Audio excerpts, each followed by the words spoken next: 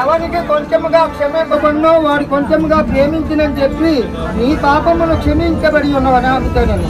అప్పుడు ఆయనతో కూడా భోజన పంక్తిని కూర్చున్న వారు పాపములను క్షమించకుండా ఇతడు ఎవడని తమలో.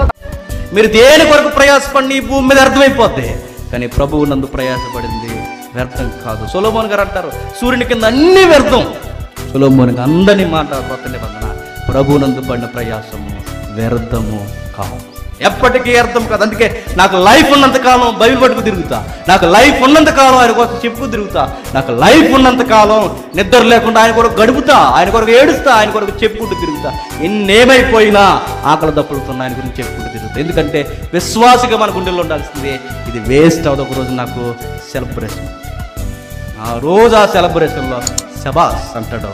ఆ రోజు నేను ఆ ఆనందానికి నేను చేసినవన్నీ చాలా చిన్నగా అనిపిస్తుంది. అందుకే బతుకు